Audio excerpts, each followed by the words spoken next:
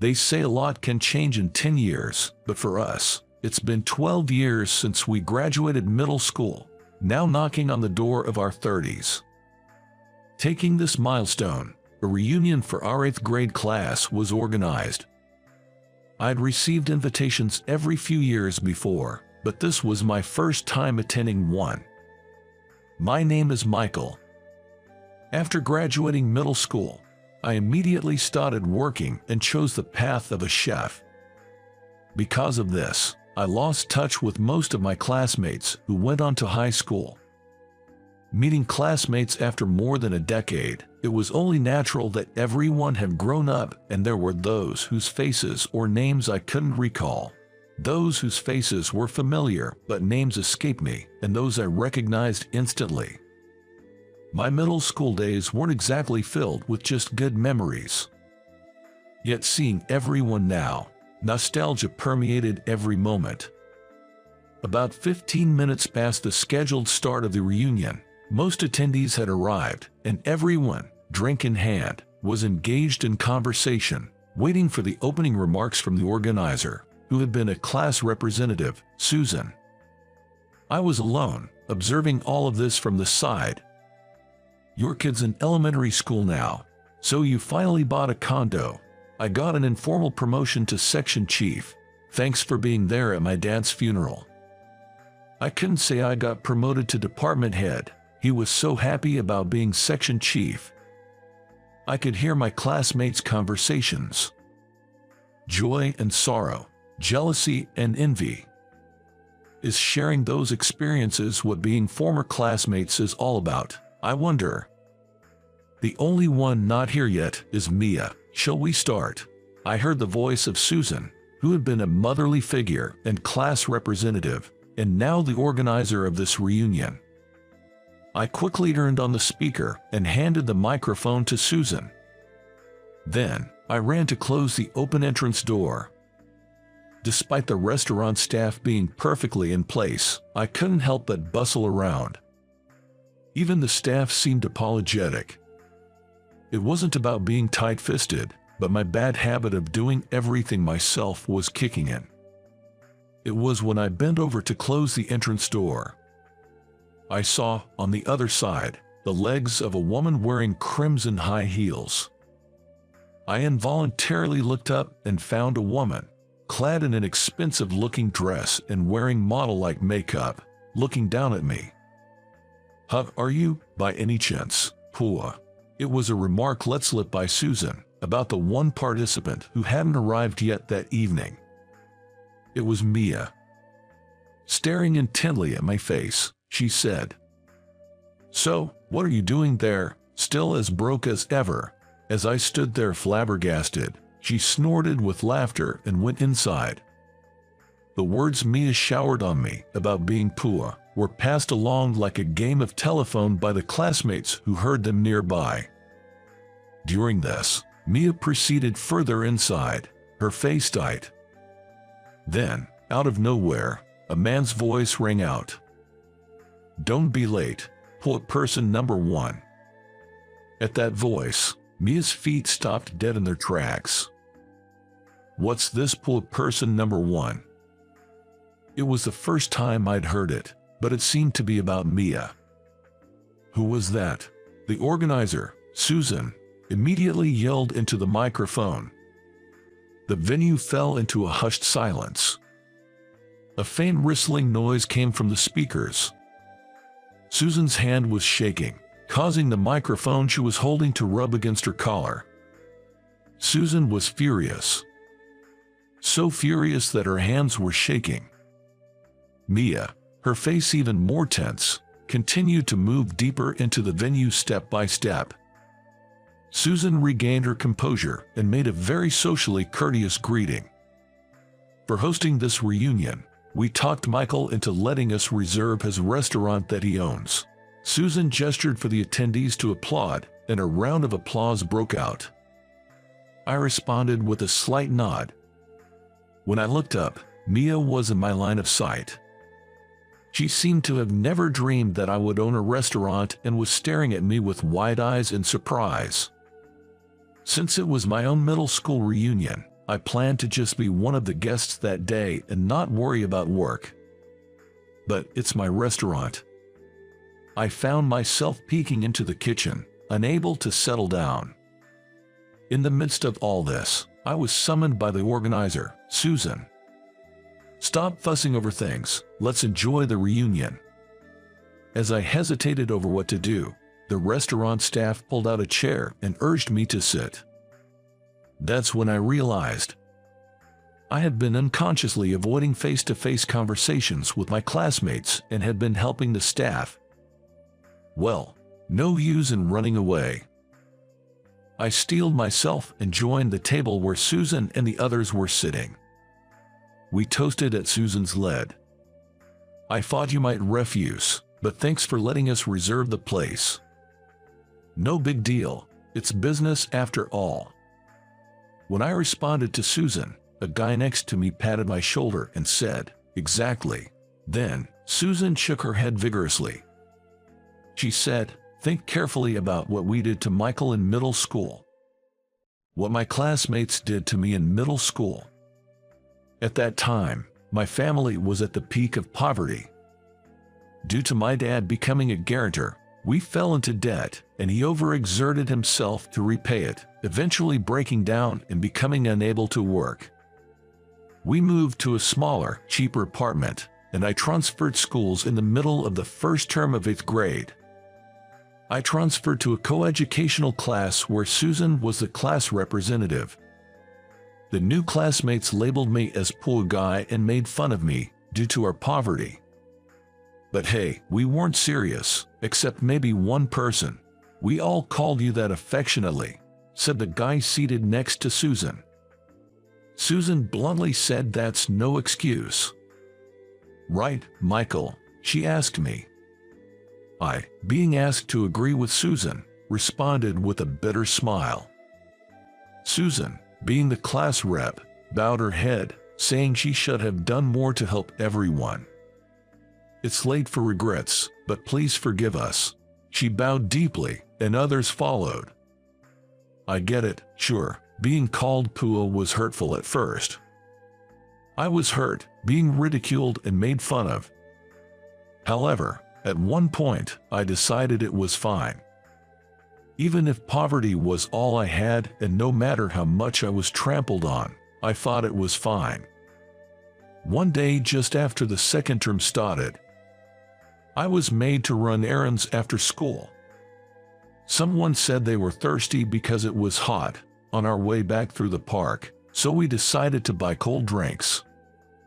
I didn't want to spend money, so I had no interest. Yet, I was made to go to the nearby vending machine and get drinks for everyone. All the classmates there each pulled out their own spare change and pushed it onto me. I left my bag and ran to the vending machine. Then, after buying drinks, I returned to the park where everyone was waiting. I had some change left over, enough for one more can of soda. That's when I was told there shouldn't be any extra money. Go buy the one that's missing. Reluctantly, I ran to buy the missing one. When I got back from the vending machine, everyone had disappeared from the park.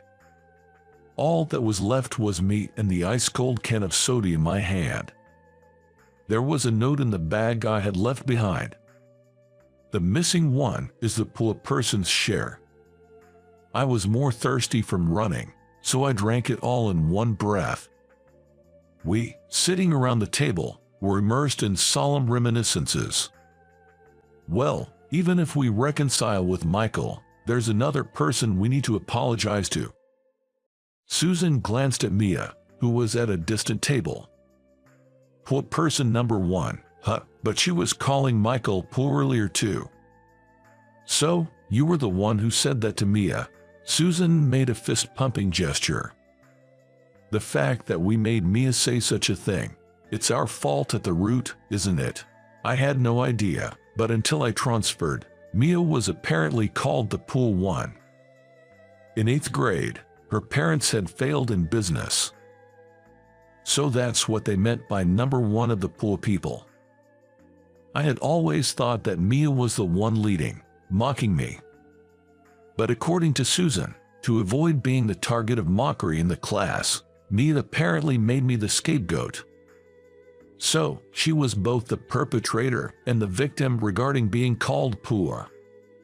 Susan felt responsible and had been in touch with Mia. Susan started to talk about Mia. After middle school, Mia worked at a call center while attending night high school, saving her tuition fee. She got a scholarship at a prestigious university and graduated with top grades. Now, she had a general position in a top 2 company. I stopped Susan, who was about to bring her to our table, to apologize. There's no need to make a big deal out of it. I'll talk to number 1 as the number 2 pool person later. I had sensed something from Mia's stiff expression when she appeared in this venue. When the feast was in full swing, Susan announced a sea change. That's when I moved to the table where Mia was sitting. I pulled out the chair next to her and asked if I might sit. She gently lifted her hips and nodded. I mean, earlier, it was nostalgic. The pool won. When I said this, she seemed even more apologetic. I'm sorry. You probably think I'm a horrible woman, don't you, addressing you like that? You remembered my name. She quietly nodded in response. I heard about it, from Susan and the others. When I said this, I could tell she tensed up. I'm pool person number 2, and you're pool person number 1.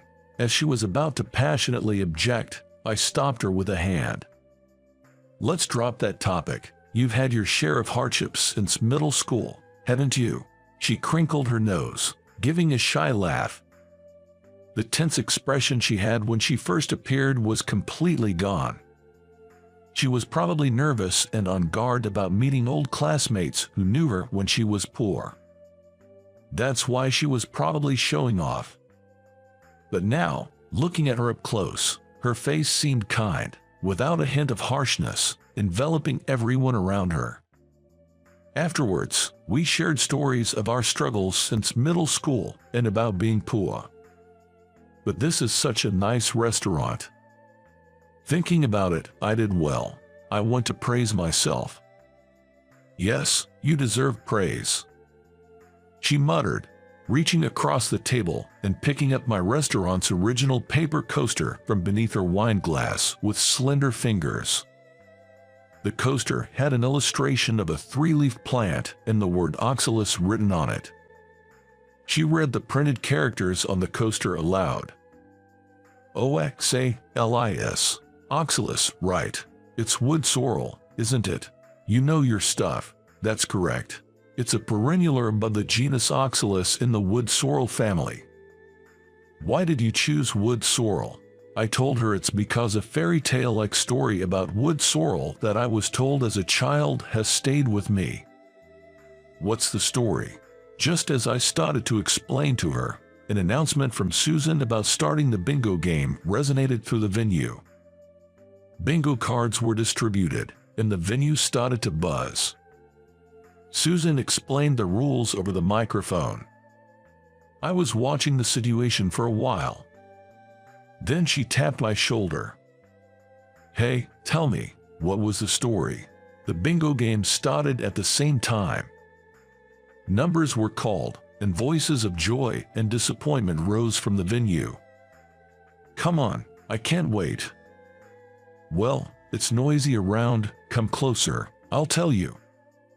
I was still in the early grades of elementary school.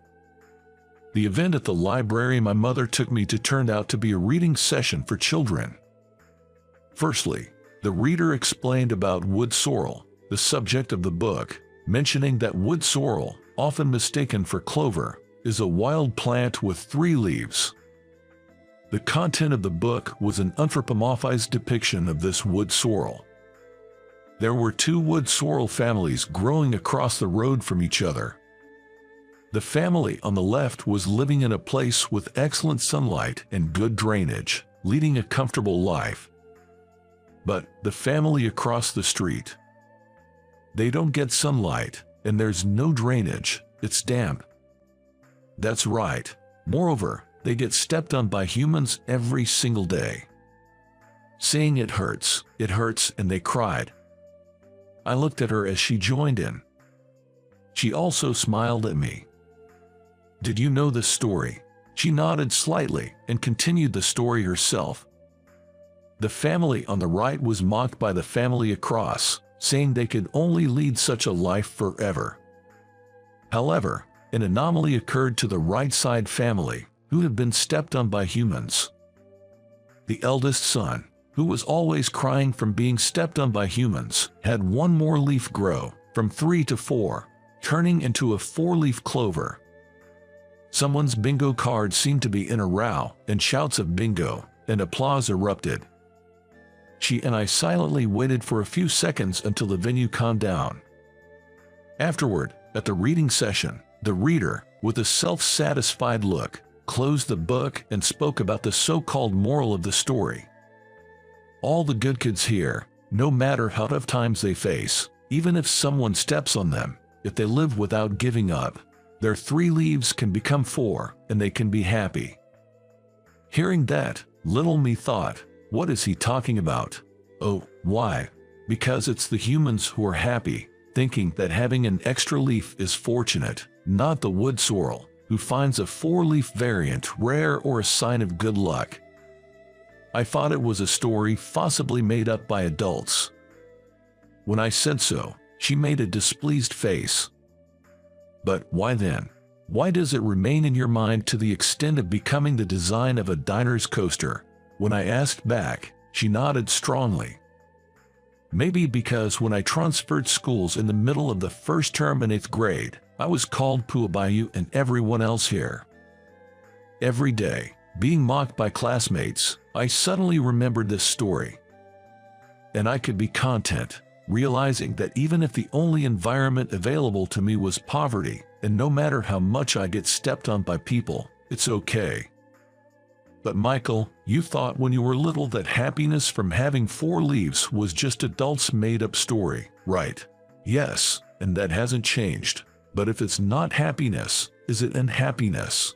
She scrunched her nose, thinking deeply. I've never thought of myself as happy, but I haven't worried about being unhappy either. If it's neither happiness nor unhappiness, then what is it? Well, it's not unhappiness, I guess. Susan, the former class representative and now the organizer, announced the end of the reunion and the plan for the after-party. About 2/3 left after the main party due to various circumstances. We, still wanting to talk more, decided to join the after-party. The story of the wood sorrel, which becomes a 4-leaf due to harsh conditions, had slight differences in interpretation, but it was a mental support for both Mia and I during tough and painful times. Did you read that story in a book? She, too, had participated in a story reading session during her childhood. When I went, I remember, the reader, they had hair dyed in several colors. Were they wearing flashy colored leggings, like an old lady-like dude? Yes, exactly. Someone like that. Though the venue was different, the story reading session we attended as children was by the same reader. As Mia and I were immersed in such a conversation, hey, point number 1 and number 2, you both look like you're not hurting. The guy who was beside Susan all along at the first party, clearly drunk, interrupted us. Immediately, Susan came to take him back. Come on. Don't get carried away. Come back here, she said, pulling him away from us. I hear those two are getting married soon. I was slightly surprised and looked at Susan and her companion.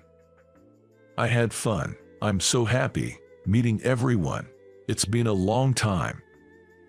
That guy, he's just let bygones be bygones.